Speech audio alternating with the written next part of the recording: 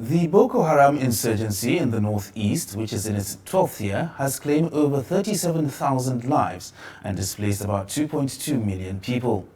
In the education sector, the uprising led to a reduction in the level of student enrollment, a rising record of poor academic performance, departure of academic staff, and destruction of facilities and obstruction of infrastructural development.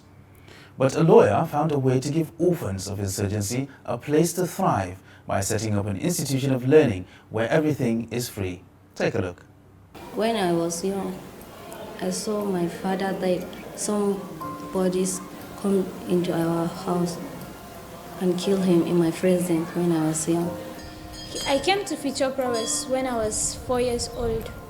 I lost my dad to this insurgency in 2009, and that was why I was brought to Future Prowess by my mom, because she can't afford to pay my school fees and that of my brother.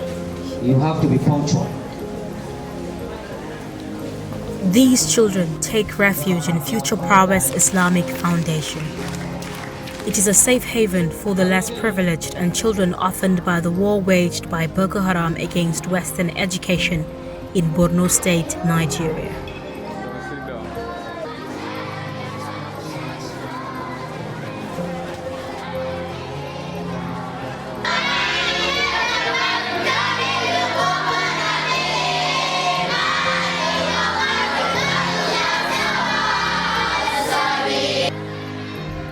The school was established in 2007. It enrolled 36 students during the conflict that regarded education sinful to its beliefs. The growing population of the school prompted the creation of more classes for nursery, primary and secondary schools in different locations within Maiduguri. Here, academic materials such as textbooks, exercise books, transportation among others are all free. The school also has a feeding program to support nutrition for learning. The children are served meals every session during school hours.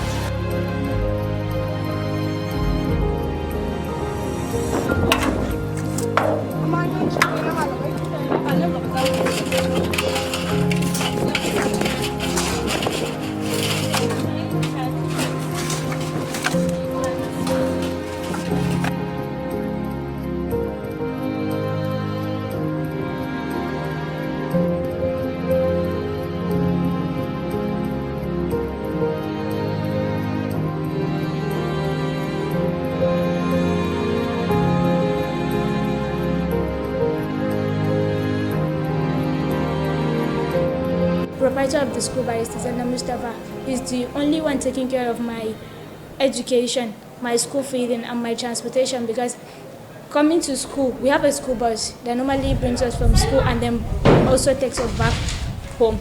And then when we come to school in the morning, maybe around 7:30, because school starts normally by 7:30 and then classes start by 8. We come to school by 8 when it's exactly 10 o'clock or 10:30.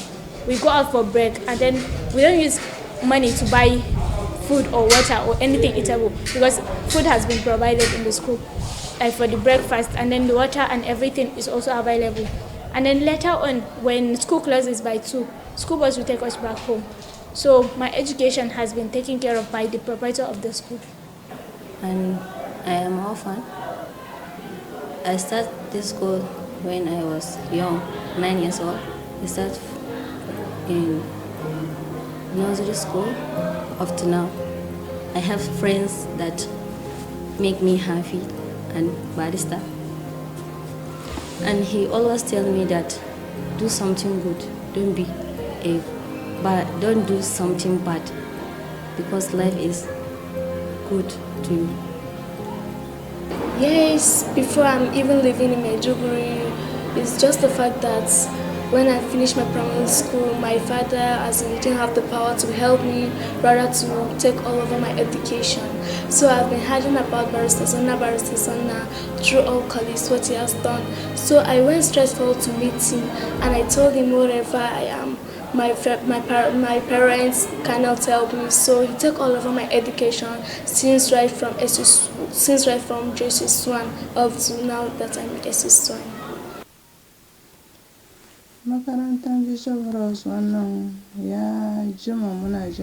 It's been long since we heard about future progress. We thought it was a private school. But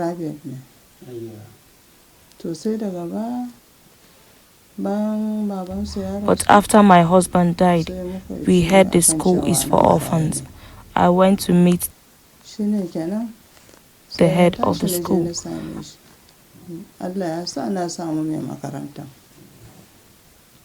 I told him about my children's situation, that they can't continue school.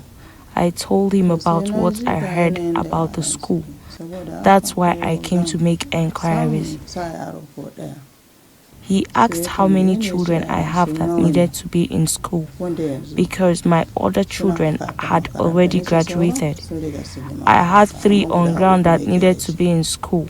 He asked me to bring them the next day. When we arrived, 2 were eligible to be in school, and the other was asked to wait for the...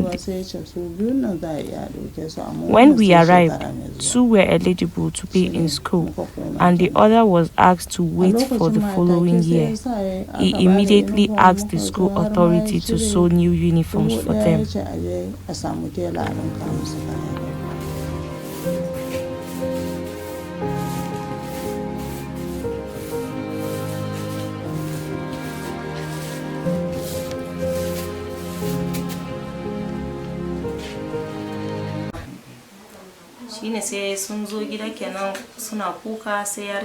They visited Barrister Zaina with their problem, and he decided to enroll them for free.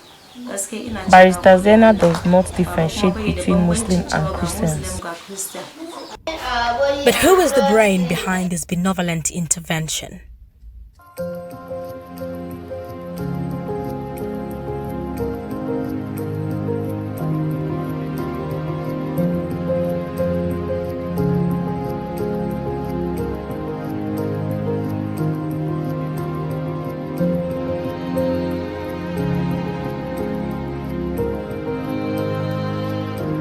My name is Barrister Zanna Bukar Mustafa. I am a legal practitioner by training, and I am the director of the Future Progress Islamic Foundation. I set up this foundation some 11 years ago, that is in 2007. I started it with 36 orphans to give them supportive services. And in 2009, there is this insurgency of Boko Haram that started in this. A lot of children were cast on the street when their parents were killed.